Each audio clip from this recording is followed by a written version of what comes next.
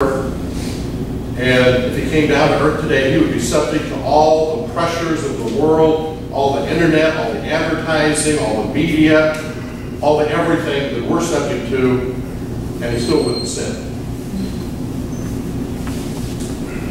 So the deal with sin isn't really what's out there, is it?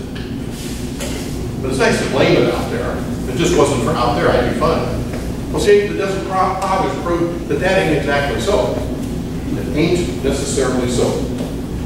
But it says in verse 14, each man, each one is tempted when he is drawn away of his own desires and enticed. So there's something there. And then our desire latches onto that and holds onto that image because of what's in here. Because of the desire that we have in here, somebody parades something in front of us, and it may be some new shiny car. And all of a sudden, that's what you want. It may be some image of some beautiful woman without any clothes on. And that may attract us. It may be a good-looking set of clothes. It may be some shiny big ring that you see at the mall. I mean, it could be any number of things because we're all different people and we're attracted by different things. But there's enough stuff out there parading by that what's in here can reach out and we can be enamored by it, and we're enticed by it, and we are snared by the thought of having that as our home. And then, verse 15, when desire has conceived, it gives birth to sin. And sin, when it's full grown, brings forth death. So many times we get these images in our minds, don't we? And they're hard to put down. Once your lust has latched onto something, it's hard to get rid of it. You know, Martin Luther had this really cool saying, you know, because it's like, how do you deal with temptation? You know, and he said that you can't prevent a bird from flying over your head. But you can prevent it from building a nest in your hair. Right? I mean, the world is full of temptations because, I mean, it says in 1 John chapter 2, verse 15, everything that's in the world, the lust of the flesh, the lust of the eyes, the private life, is not from God, it's from the world. So the world is full of that stuff, and it stirs up things inside of us. This insatiable, bottomless pit of wanting more stuff, wanting more things, wanting more money, wanting more power, wanting more friends, wanting more this, wanting more that. Whatever it is, you fill in the blank because we're all different people and it's something different for each and every one of us. But thank God there's a way of escape, right?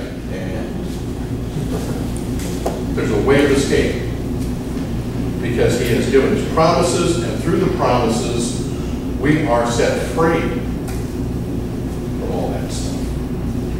Now, it is godly for us to have desires because God wants to fulfill the desires of our heart. God wants people who actually have ambition. He doesn't want people who just sit around and don't do anything. He wants people who are willing to work and to work hard and to accomplish things. I mean, those are all godly traits and godly characteristics, right? But yet, it can go towards God, or it can go towards the self and trying to fulfill all of our needs and all of our desires and all of our wants in illicit ways. The ways that are not right, the ways that are not godly. Back in the Psalms, I think it's the 73rd Psalm. Where we want to go from here.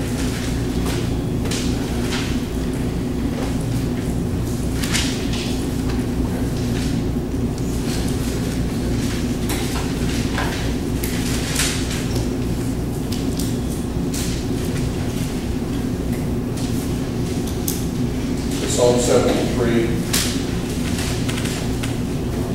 and verse 25.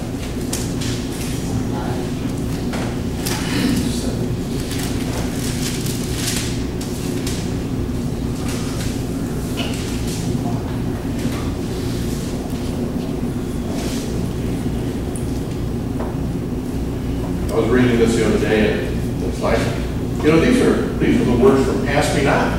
This is like the third verse or something, Pass Me Not, O gentle Savior. Whom have I in heaven but you? There's none on earth, you know. Yeah, I mean, that's cool, you know.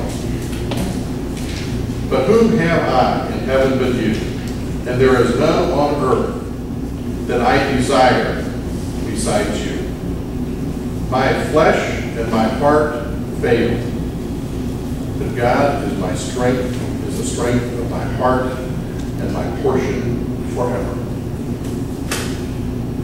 You see, God is the only thing, the only being that can fill that insatiable desire in our hearts. And the reason is because he is limitless and boundless. And so this insatiable desire that we have is really a desire for God. But if there are people who don't know God, then how do they fill that insatiable desire? Well, they fill it with stuff. They fill it with counterfeits, because there is the devil out there and he's trying to counterfeit stuff and sell you things that you think will satisfy those eternal longings that God placed within us. But God is the only one who can really satisfy all that stuff. And he comes into our lives and he seals up the cracks that we have. It was Carl Jung, it was Ralph Waldo Emerson who said that everything God makes, he makes with cracks. And so we're all cracked, you know. And whatever comes in just pours right back out. But God is able to seal all that up. Remember Humpty Dumpty? He sat on the wall and he had a great fall, and all the king's horses and all the king's men couldn't put Humpty together again. But God can. He can take all those pieces and all the cracks and he can bring them together, and he can heal us. He can restore us. And then he fills us with that which truly satisfies. I mean, our scripture reading for today, Psalm 17, I will be satisfied when I awake with your likeness. You see, we have an eternal longing that in this world, in this life, it is insatiable, because it will never totally be filled in this life. Even as Christians, we still have these longings for something more, because it won't be fulfilled until we're in Jesus. It won't be fulfilled until we're in the kingdom, until we behold his likeness, until we behold his beautiful face. We'll still have these longings. The question is, how are we going to fulfill them? Because if we turn to the things of the world, if we think the things that are made, the things that are created, will satisfy an eternal longing for the Creator, you are truly barking up the wrong tree. And we are just contributing to the corruption that is in the world. Because in Jesus, we're set free from that. Because he fills us. And we can have satisfaction. And we can be content with such things as we have. And he can help us with this longing for stuff, for things, for possession, for power, for prestige, for whatever it is that motivates us in this world. He can fill us and satisfy us so that we don't desire those things, but we desire him. Is that a powerful word or what? Yeah. Because it is through him that we escape the corruption that's out there. We don't contribute to it more. We don't participate in it. We don't blame them because we know it's inherent. And if it wasn't for what God is doing in our lives, we wouldn't be any different than anybody else. Of course, many Christians aren't. It's sad that there are a lot of people who are just playing upon, the lusts of Christians. And when I say that, I'm talking about, the kind of name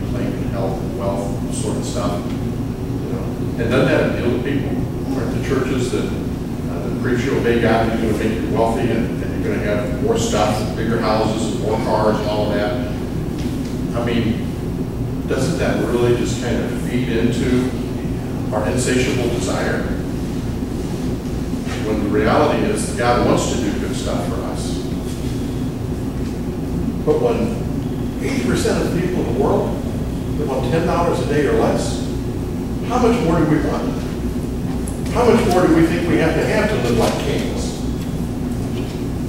So I guarantee you, most of us in this nation live like kings compared to everybody and every generation that's gone before us. You can go to your refrigerator and you can get out ice. You know, back in the day, they didn't have ice. You know how the pharaohs got ice? They dug these caves, these little tunnels underground. They take these little bitty flat dishes and they put water in them.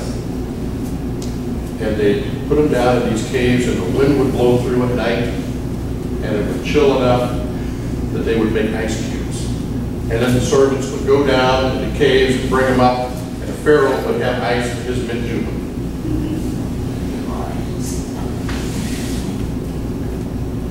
We live better than the kings of the past. And yet we want more. What's enough? When is it ever enough? If we don't look at this insatiable desire, this lust that's inside of us, and let God fill that.